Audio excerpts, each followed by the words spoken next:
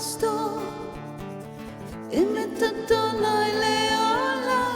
Hallelujah, hallelujah, hallelujah, hallelujah.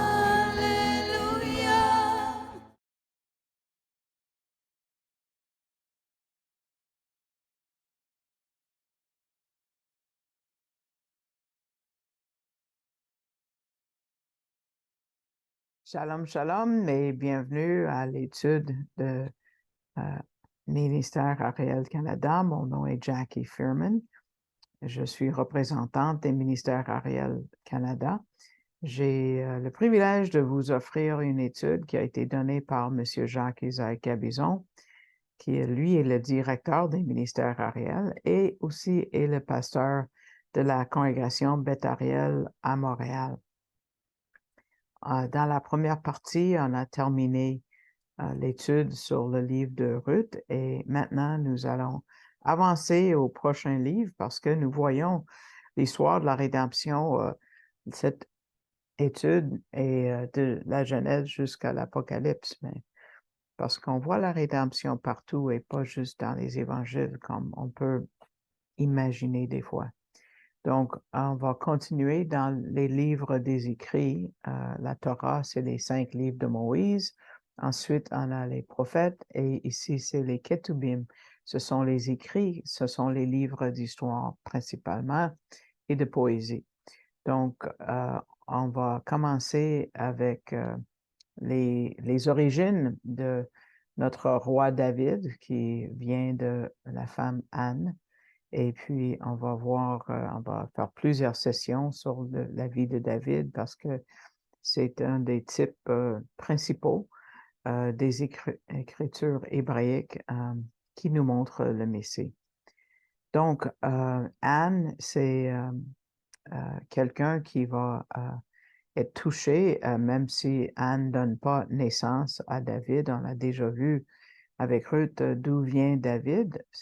Ça vient de la Moabite Ruth, mais Samuel va jouer un rôle important pour oindre le roi futur. On a vu jusqu'à maintenant le courage de plusieurs femmes de foi, comme Tamar, une non-juive, comme Rahab, une non-juive, comme Ruth, une autre non-juive, qu'elles ont gardé la lignée messianique vivante.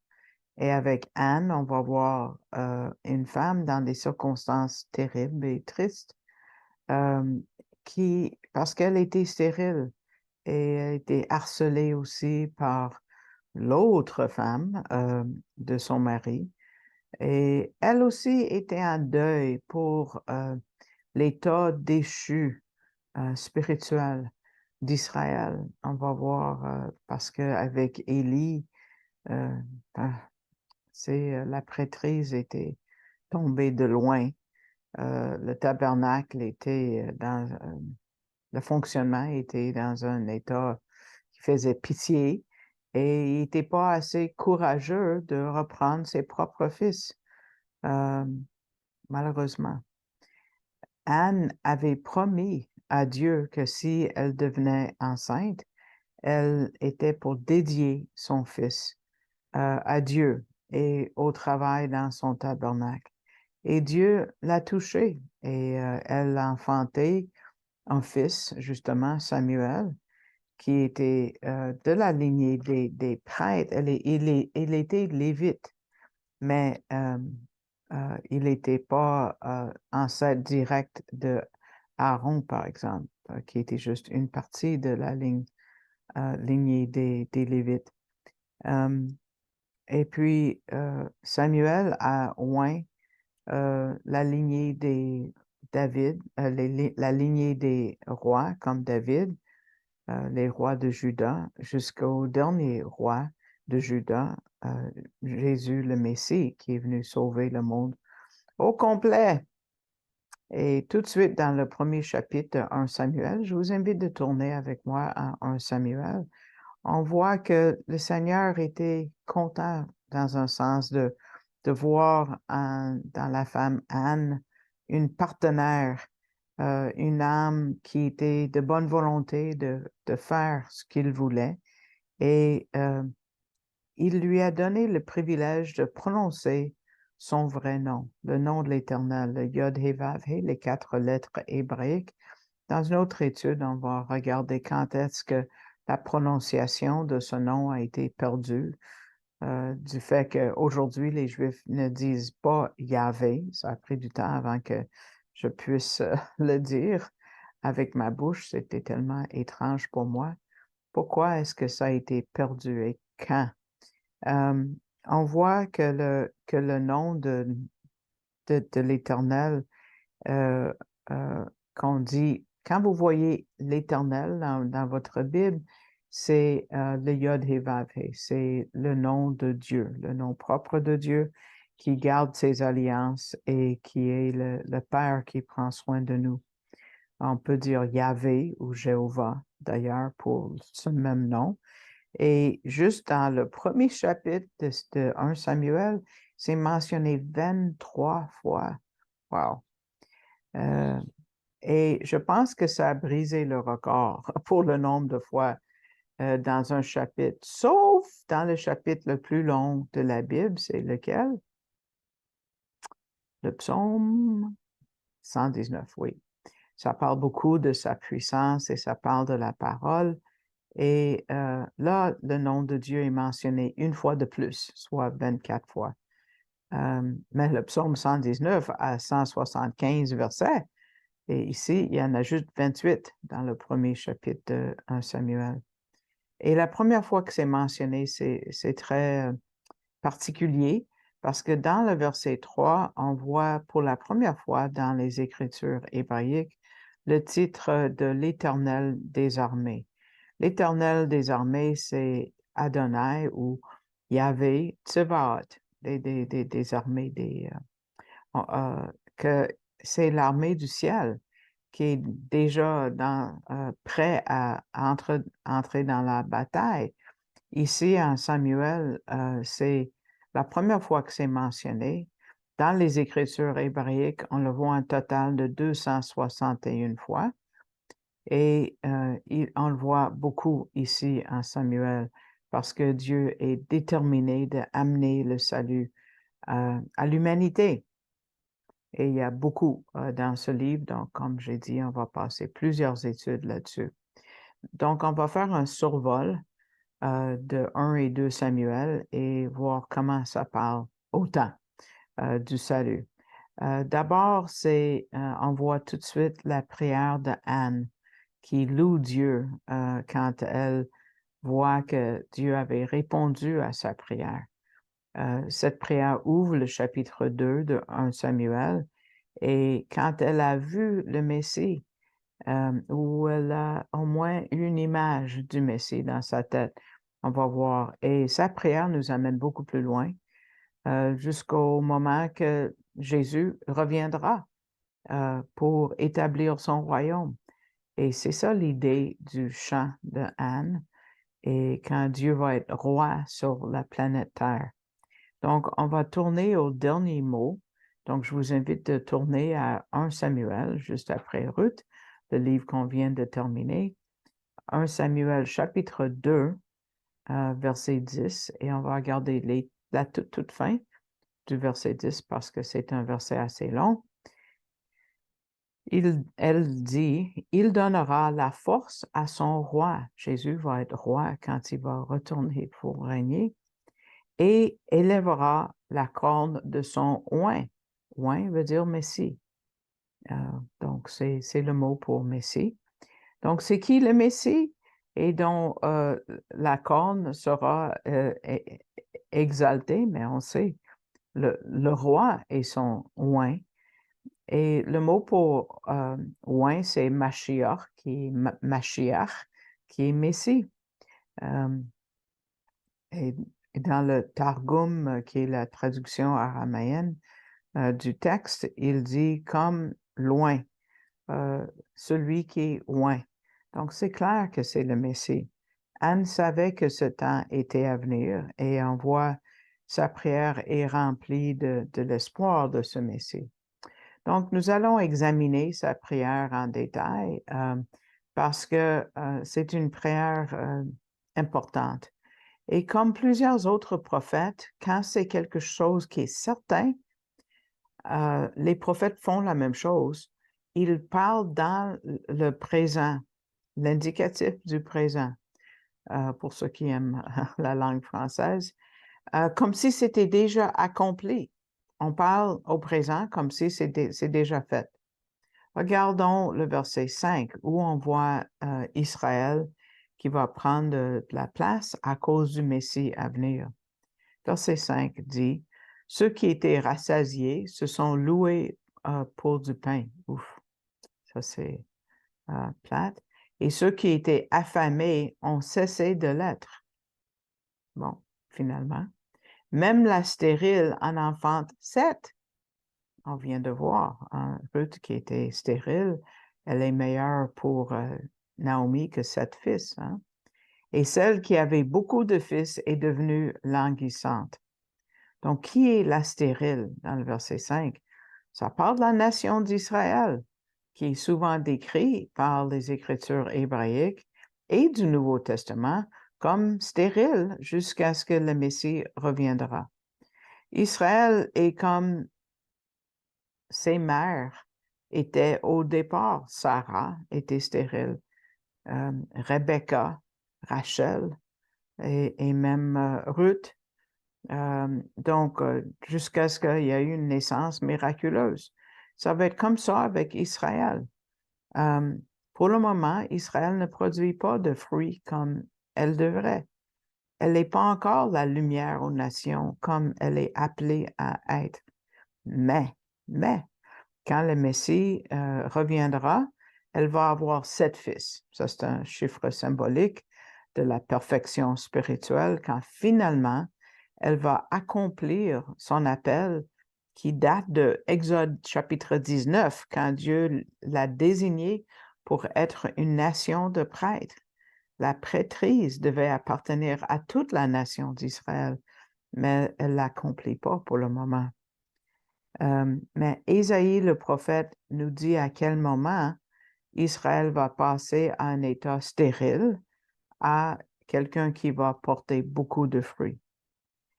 Est-ce que vous avez déjà remarqué que dans le chapitre 53 d'Ésaïe, qui est le chapitre par excellence pour nous décrire le Messie, qui il est, d'où il vient, ce qu'il va faire, sa mort, sa résurrection, tout est là.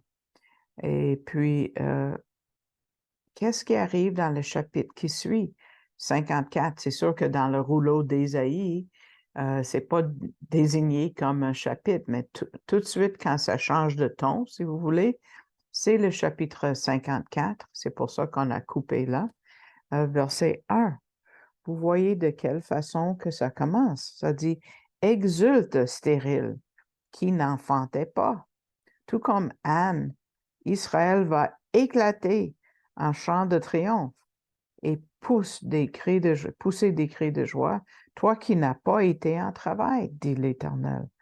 Le premier mot, c'est exulte, c'est sauter pour joie, chanter au plus haut, réjouissez-vous parce que le Messie aura fait son travail.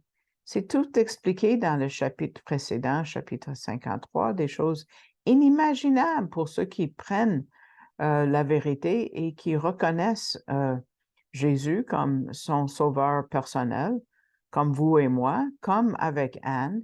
Le mot exulte, c'est une acclamation publique qui est forte parce que le Messie l'a fait. Yay, c'est fini, c'est accompli. Il a scellé le destin éternel de sa semence spirituelle.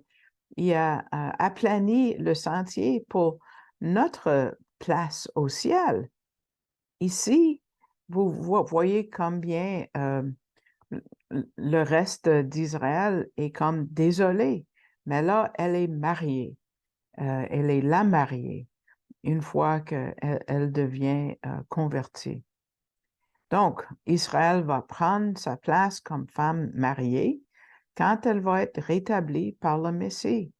Le reste de la prière parle du Messie et est semblable à une prière qu'on voit de la part de Marie, la mère de Yeshua, de Jésus, ou son nom en hébreu, sa famille l'appelait Myriam. Donc, on va faire une comparaison entre la prière de Myriam en Luc chapitre 1, donc je vous invite déjà de tourner, et de garder un doigt dans Luc 1 et aussi dans 1 Samuel 2. On va faire une comparaison pour vous. Ça va être à l'écran pour ceux qui le font pas, mais c'est intéressant de le regarder de nos propres yeux. Sûrement, Myriam, tu vois, les femmes n'ont pas été enseignées la Torah de la même façon que les hommes. Mais sûrement, et tu vois, c'est même pas la Torah, c'est dans les écrits, les Ketubim. Est-ce que Myriam a entendu les Ketubim, a entendu la loi de Dieu, la parole de Dieu? Oui. Et est-ce qu'elle a mémorisé? Je ne sais pas, mais je sais que l'Esprit de Dieu a inspiré et Anne et Marie. Donc, c'est beau de comparer ces deux prières parce que les deux femmes s'unissent dans leur cœur, dans les louanges à Dieu. Donc, la prière de Anne est une prophétie messianique. Commençons avec le verset 1 de 1 Samuel 2, quand Anne dit « Mon cœur s'est gai en l'Éternel, ma corne est élevée en l'Éternel. Ma bouche s'ouvre sur mes ennemis, car je me réjouis en ton salut. » Et regardons maintenant ce que Marie, elle a comme continué la prière en Luc chapitre 1. C'est au verset, on commence au verset 46 et 47 et nous allons continuer après. Marie ou Myriam dit, « Mon âme magnifie le Seigneur. » Toujours on loue le Seigneur en premier. « Et mon esprit s'est réjoui en Dieu, mon Sauveur. » Et là, je vous souligne, mes amis, qui viennent des familles catholiques, ceux qui disent que Marie est restée vierge toute sa vie, elle n'a jamais péché. Non. Tout de suite, même avant la naissance de son fils, elle reconnaît qu'elle a besoin d'un sauveur. Donc, marquez ça dans vos esprits pour mentionner au moment opportun où le Seigneur vous montre que Marie a besoin d'un sauveur. Et les deux ont compris que Dieu était pour amener la paix sur la terre. Regardons, continuons en verset 2 de 1 Samuel 2. « Nul n'est saint comme l'Éternel. » On va parler de sainteté. « Car il n'y a point d'autre que toi, et il n'y a pas de rocher comme notre Dieu. » Et Marie continue en versets 49 et 50. « Car le puissant m'a fait de grandes choses, et son nom est saint. Et sa miséricorde est de génération en génération sur ceux qui le craignent. » Anne a continué dans le verset 3, quand elle dit « Ne multipliez pas vos paroles hautaines. » Peut-être elle pensait à l'autre femme de son mari, « que l'insolence ne sorte pas de votre bouche. » Et Marie continue la prière et elle dit « Dieu a agi puissamment par son bras. Il a dispersé les orgueilleux dans la pensée de leur cœur. » Anne termine sa prière au verset 10 en mentionnant la venue du Messie. « L'Éternel jugera les bouts de la terre et il donnera la force à son roi et élèvera la corne de son oint. » Comme j'ai dit, c'est le Messie. Myriam savait déjà qu'elle devait donner naissance au Messie et elle termine sa prière dans le verset 54 et 55 en se réjouissant pour Israël, parce que les deux symbolisent Israël, Anne et Myriam. Et Myriam donne naissance à la lumière du monde. Elle dit, Marie, il a pris la cause d'Israël, son serviteur, pour se souvenir de sa miséricorde, selon ce qu'il avait parlé à nos pères, envers Abraham et envers sa semence, à jamais. Donc, la foi nous amène à des déclarations comme ça, même dans les temps difficiles. Anne avait été stérile. Et elle, à la naissance de Samuel, et c'est sûr qu'elle dit à Dieu qu'elle va le dédier à son service. Il va être un jeune homme rendu, c'est ça de l'hébreu. Il n'était pas jeune garçon comme on voit dans les études pour les enfants, des fois pour les encourager à se dédier eux-mêmes, mais non, il était déjà jeune homme quand elle l'a présenté à Élie. Et regardons les premiers mots de son service à 1 Samuel. Donc, retournons à 1 Samuel chapitre 2, verset 18. Ça dit, « Et Samuel servait devant l'Éternel. » Jeune garçon, le mot est mal traduit. Jeune homme est plutôt le vrai sens. Ceint d'un éphod de lin. C'est quoi un éphod? J'utilise pas ce mot-là. Mais ça, c'est un mot, c'est pas traduit. C'est pour ça que c'est le même mot en anglais, ephod, que le mot en français, que le mot dans n'importe quelle langue. C'est pas traduit, c'est un mot hébraïque. OK? Éphod, c'est quoi? C'est la robe officielle du grand prêtre. Et c'était super beau, fait de laine qui est teint bleu et pourpre et écarlate, qui était tissé avec un fil doré. Il n'y a pas de photo pour vous parce que la description dans la loi n'est pas assez détaillée pour donner une idée claire, même si on a essayé de reproduire une robe en Israël pour les touristes. Peut-être c'est mieux pas, parce que c'est mieux que ça soit pas reproduit parce qu'il y en a juste un. On sait qu'il y avait des morceaux pour les épaules qui contenaient deux pierres de onyx où on avait écrit 6 tribus d'un côté puis 6 tribus de l'autre et c'était gravé dessus. Et avant le livre de Samuel, c'est quelque chose, on voit que c'est mentionné dans le livre de Exode et dans le livre de Lévitique, qui est juste le grand prêtre qui porte ça. Mais ici, c'est un jeune homme qui était lévite, mais quand même, il était plus jeune que d'habitude, on dirait. Il était de la lignée des prêtres, il était lévite, mais il n'était pas des fils d'Aaron, qui étaient comme pour les grands prêtres. C'était les seuls pour être les grands prêtres, c'est les descendants par sang de Aaron uniquement. Pourquoi est-ce qu'il porte cet habit? Parce que c'est la personne que Dieu a pu trouver pour sauver la prêtrise d'Israël. L'histoire de l'éphod est assez importante. Si on regarde un peu les personnes qui ont porté cet éphod, ont fini avec le Messie. Dans la Torah, dans les 5 livres de Moïse, c'est donné uniquement aux grands prêtres.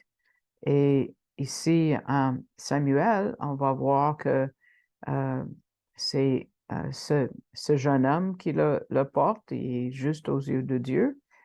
Et puis, on va voir que David aussi l'a porté. David, est-ce qu'il était prêtre? Non. Il était de la lignée de Juda, pas la lignée de Lévi.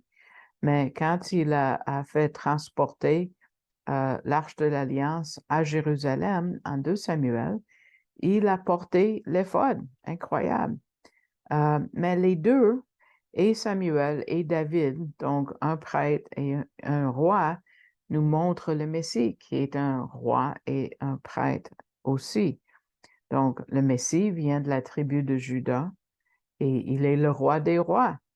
Et il porte l'éphod présentement à la droite de Dieu parce qu'il est notre grand prêtre. Donc, regardons Hébreux chapitre 7, verset 26.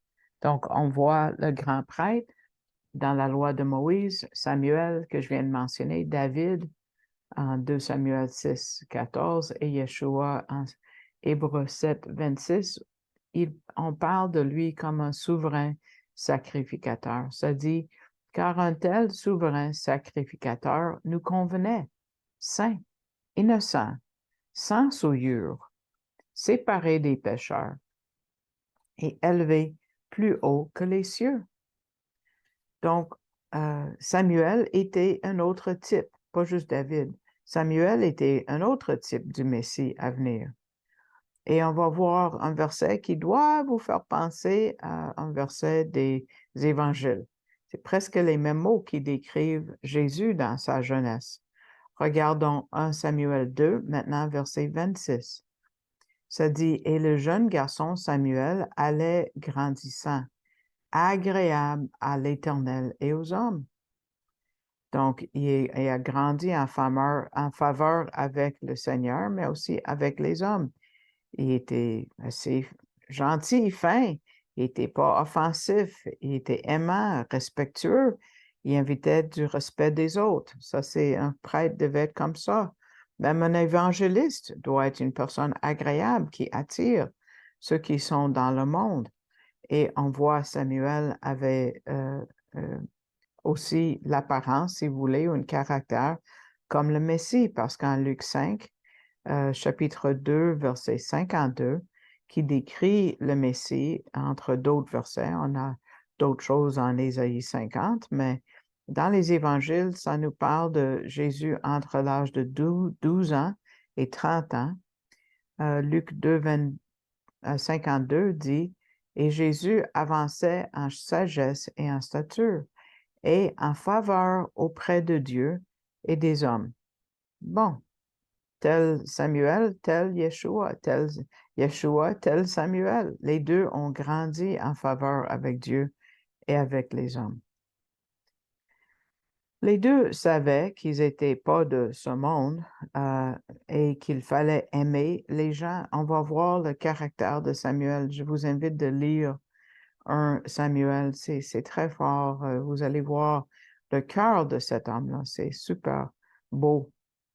On voit un autre trait en commun avec les hommes de Dieu, en sachant que pour amener la bonne nouvelle, pour diriger les gens, il faut aimer les gens. C'est un trait de caractère pour un évangéliste. C'est l'amour.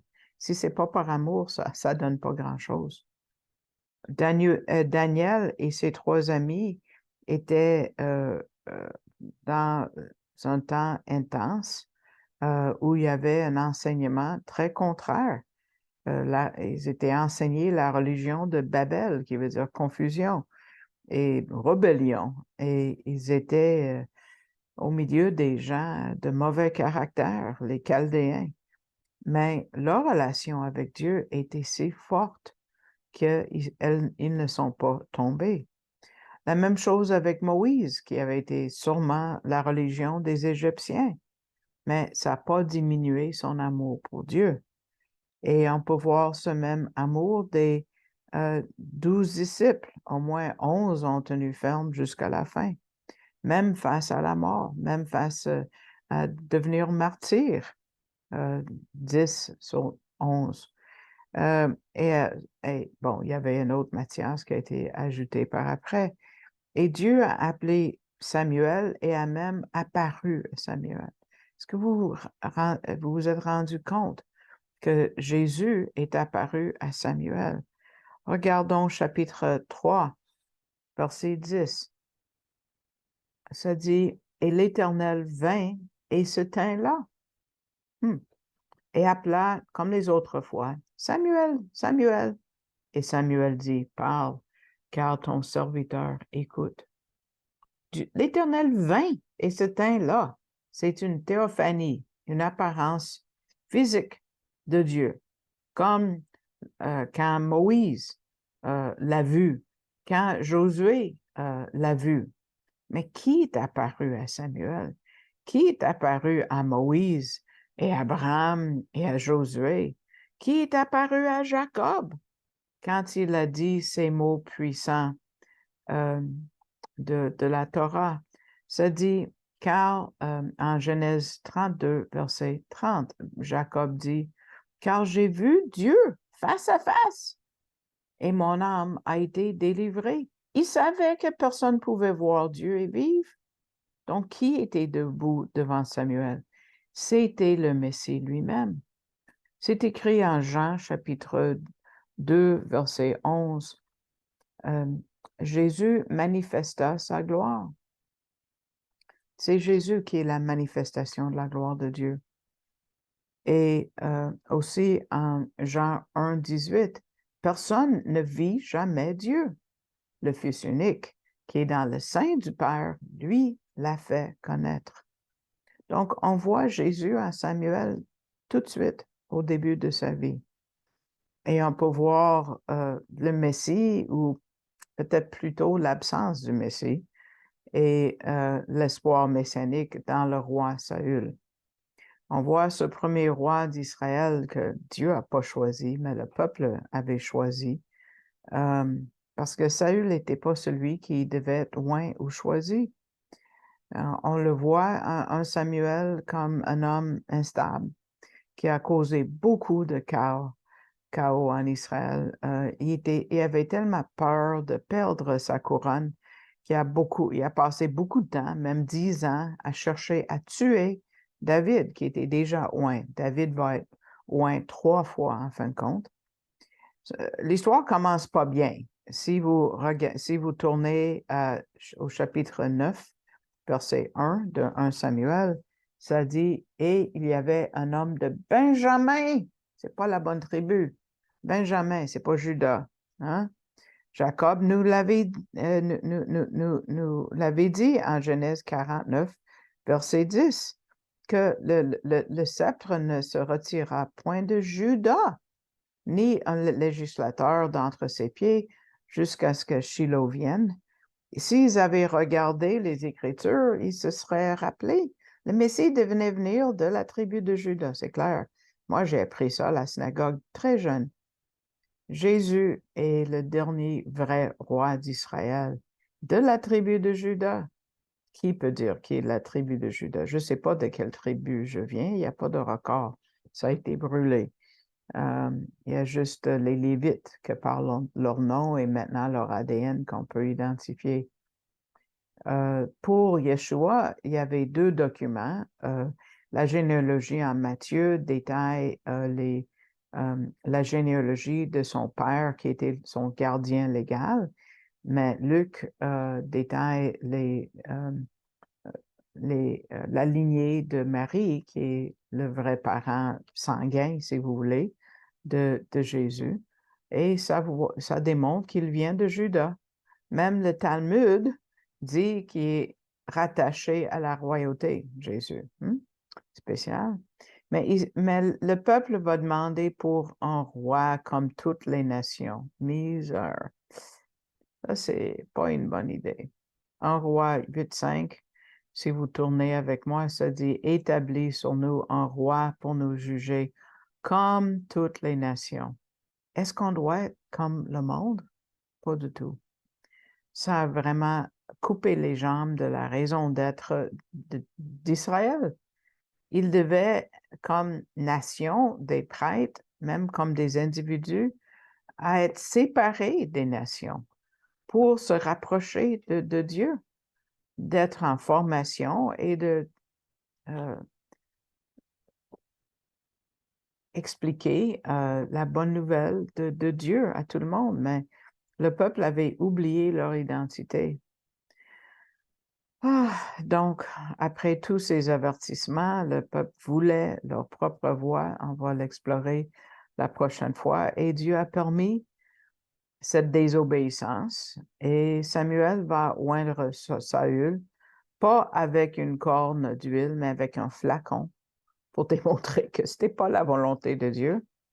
Et ça va amener un genre de compétition entre le roi que Dieu veut, David, et le roi que le peuple voulait, Saül. On ne va pas voir de thème de rédemption dans un non-croyant comme Saül, donc on ne va pas parler de lui dans la prochaine étude. On va tout de suite entamer la vie de David la prochaine fois.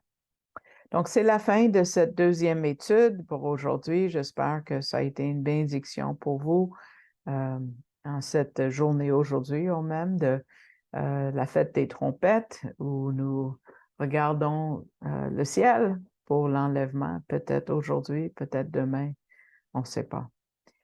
Soyez bénis par les autres enseignements de M. Gabizon. Vous pouvez les écouter sur le post YouTube. Et puis, vous pouvez vous-même afficher, vous-même partager l'étude sur votre page Facebook. Et puis, vous abonner, mettez le pouce vers le haut pour élargir notre visibilité. Et si vous avez le désir de soutenir ce ministère par la prière, je l'apprécie grandement. C'est très important. Et puis, la façon de faire, d'envoyer du soutien financier, c'est d'aller sur la page web de arielcanada.ca et cliquer sur le drapeau français et le mot donner et d'aller au carré Faites un don à cet organisme à la page où ça va vous donner un lien à l'autre page canadon.org et de là, vous allez pouvoir tirer le menu vers le bas pour mon nom, si le cœur vous en dit. Donc, jusqu'à la prochaine fois, je vous remercie de votre écoute et je vous dis shalom, shalom.